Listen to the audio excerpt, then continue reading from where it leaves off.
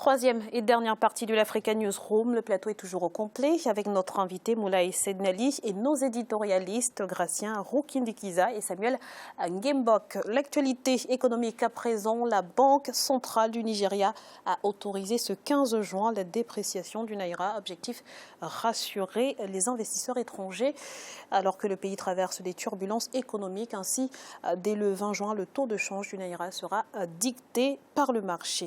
Voyez ce sujet de Siamla Victoria Sidi. Un marché de change interbancaire libre va être introduit au Nigeria ce 20 juin. Pour la Banque centrale nigériane qui vient de prendre cette mesure, cela va réduire la fragilité de la devise nigériane sur le marché interbancaire. Depuis 3 ans, le Nigeria subit une dépréciation de sa monnaie face au dollar et une pénurie de devises. Un taux de change fluctuant pourrait permettre à la devise du pays de mieux s'adapter aux fluctuations du marché de change. Le taux de change sera un peu fluctuant. Le taux de change va dépendre de la loi de l'offre et de la demande. Donc, si il y a une demande excessive de la monnaie étrangère, alors le taux de change va fluctuer. Par contre, si la demande n'est pas aussi intense, il y aura une diminution de valeur de la monnaie étrangère. Si cette mesure a le don de donner plus de force au Naira, elle pourrait, selon des analystes, lui être préjudiciable. En effet, certains économistes craignent une dévaluation du Naira qui accélérera le recul des réserves de change qui avaient déjà atteint moins 10,7%. La dévaluation de la devise nigériane à un taux de 199 Naira pour un dollar américain a été fixée par la Banque centrale, alors que sur le marché informel, la monnaie s'effondre à 350 Naira pour un dollar. Si sur le marché la demande est trop forte, la monnaie locale va perdre de plus en plus de valeur. Par conséquent, ça peut avoir un risque sur le prix des produits sur le marché. La Banque centrale du Nigeria compte intervenir sur le marché pour acheter ou vendre des devises afin de soutenir le cours du Naira. Elle devra cependant s'appliquer à contrôler l'inflation et protéger la balance commerciale du pays. Samuel, le président Mohamedou Bouhari qui s'était longuement opposé à la dévaluation du Naira, s'y est finalement résolu. Est-ce que la mesure était inévitable? Oui, je pense que la mesure était inévitable. C'est vrai qu'il pourrait y avoir d'autres solutions, mais en situation d'urgence, on n'a pas le temps d'expérimenter plusieurs hypothèses. Donc, celle qui semble la plus plausible est retenue et on essaie de l'expérimenter. Je pense que face à la situation économique que traverse le Nigeria, il n'avait pas suffisamment de marge de manœuvre. Et donc, le fait d'introduire un régime de change flexible, cela permet de chercher à rattraper tous les retards que l'économie a pu accumuler au cours de ces derniers mois. Je rappelle que l'économie a reculé de moins 0,4% au premier trimestre 2016, alors que le dernier trimestre 2015, l'économie était en hausse, je crois, d'environ 2,6%. Donc on voit très bien que l'économie nigériane va très mal et cette solution permettra peut-être de résoudre le problème de la réserve de change qui a reculé au cours de ces derniers mois d'environ moins 10,7%, si je ne me trompe pas. Et donc, c'est quand même énorme. Ça représente plus de environ 26 milliards de dollars, sur l'économie. Et donc, la capacité d'utiliser cette monnaie reste très limitée. Et c'est aussi le prix à payer quand on a une monnaie qui n'est pas convertible. Alors, dès le 20 juin, le taux de change du Naira sera donc dicté par le marché. Qu'est-ce que cela implique concrètement, Gratien? Cela implique que c'est la loi de l'offre et de la demande. Plus il y aura les devises, plus il y aura des demandeurs. Et moins de devises, donc il y aura les devises qui vont monter. Mais tout cela, on a parlé d'évaluation. Ce n'est pas une dévaluation en soi, c'est une certaine flexibilité. Mais avec tout cela, il y a plusieurs façons de faire pour l'État, de garder plus ou moins une certaine rigidité. Parce que la Banque centrale pourra acheter les devises s'il y a beaucoup plus de devises sur le marché interbancaire ou vendre quand il n'y en a pas. Cela veut dire que l'État se réserve le droit, disons, de limiter les variations du Naira. Donc, ce qui fait que, éventuellement, les buts escomptés pourraient ne pas être atteints parce qu'il y a toujours la main de l'État qui peut le faire. Il y a l'intervention toujours de l'État dans ce domaine. Mais espérons que ce pays ne va pas seulement faire au niveau des taux de change, de ce qui est flottant, mais aussi de ne pas s'impliquer, de ne pas chercher à combattre l'inflation, mais surtout la croissance et la production, quelle que soit l'inflation. Dans tous les cas, compte tenu de la situation, autant que les prix montent, mais qu'il y ait beaucoup plus d'emplois, parce que les gens, ils auront les moyens pour consommer. Ça ne sert à rien de combattre l'inflation alors qu'on n'a pas d'emploi. Alors, beaucoup se demandent quel avenir pour le Naira. Samuel, y a-t-il des risques, finalement? Des risques, je n'irai pas pour le moment jusqu'à ce niveau, mais simplement je peux relever quelques problèmes liés à cette mesure, parce que finalement, si le gouvernement s'opposait à une fluctuation de la monnaie, c'était justement pour chercher à protéger la balance commerciale.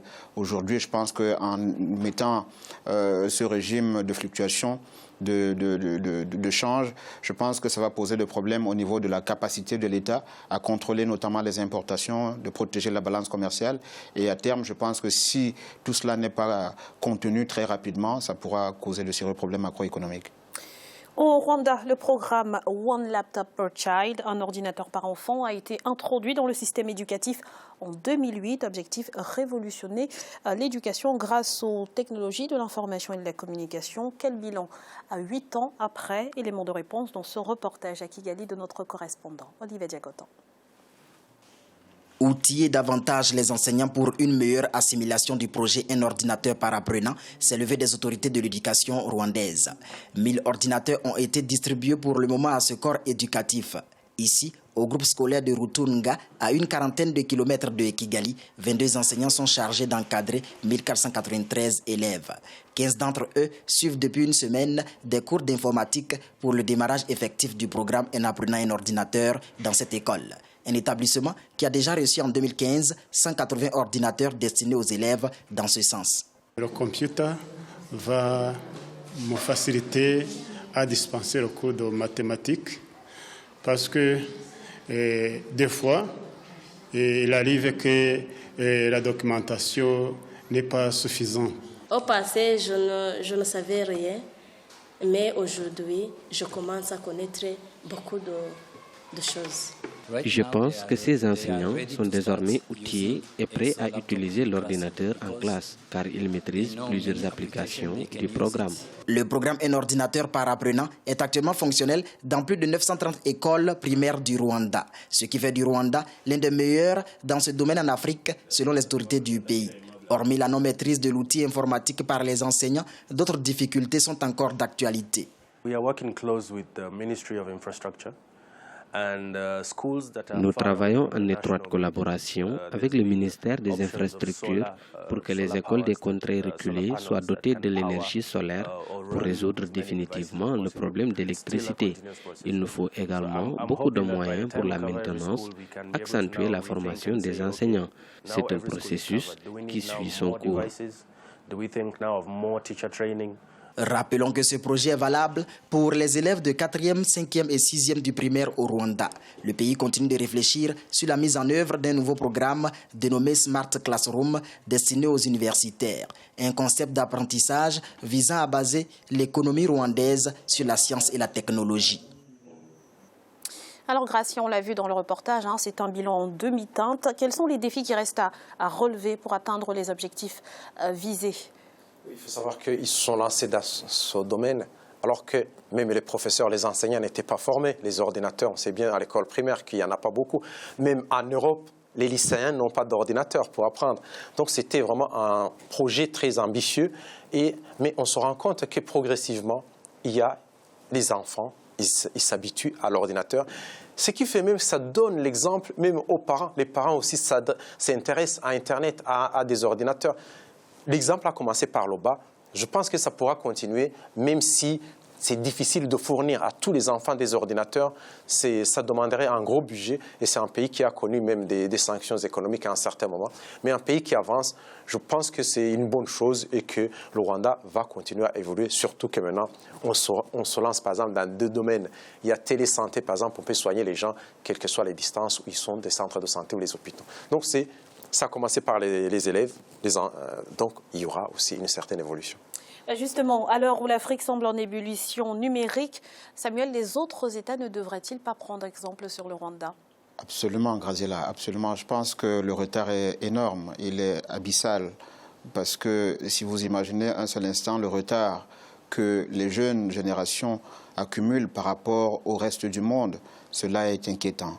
quand on se positionne sur les 15-20 prochaines années, ce sont des jeunes qui vont rentrer en compétition avec des Asiatiques, avec des Européens, avec des Américains sur le marché de l'emploi mondial et qui n'auront pas les mêmes outils. Et je me demande comment cela sera possible pour les insérer dans le tissu économique, pour qu'ils puissent prendre une place importante. Quand bien même ils auront besoin d'aller faire des études dans le supérieur, ils ne seront pas familiarisés à l'outil informatique et je pense que ce sera dramatique. 20 milliards de francs CFA, c'est notre chiffre du jour et il correspond au montant du prêt accordé par la Banque de développement des États de l'Afrique centrale à la République du Congo pour le financement partiel du plan de développement de la compagnie aérienne congolaise Eker. Gratien, c'est un financement qui arrive à point nommé. Oui, un financement qui arrive à point nommé, mais encore, faut-il qu'on développe cette compagnie, parce qu'en Afrique, chaque fois, chaque pays veut créer sa compagnie, alors que vraiment, il n'y a pas de marché. On voit bien qu'il y a des compagnies qui arrivent à saturer l'Afrique, notamment, on peut parler d'Ethiopian, d'autres. Non, c'est bien de développer, de former, disons, d'évoluer avec ces compagnies, mais aussi, c'est bien de former des ensembles au niveau de la sous-région afin que ça soit viable, parce que chaque fois, on injecte de l'argent qui est perdu, finalement, c'est de l'argent de l'État. C'est l'État qui paye, parce que ce sont des entreprises publiques. Donc, c'est finalement le contribuable qui continue à payer pour, disons, la fierté nationale. Samuel, comment justement éviter que Eker ne se retrouve confronté aux mêmes difficultés que les compagnies précédentes qui ont fini par faire faillite?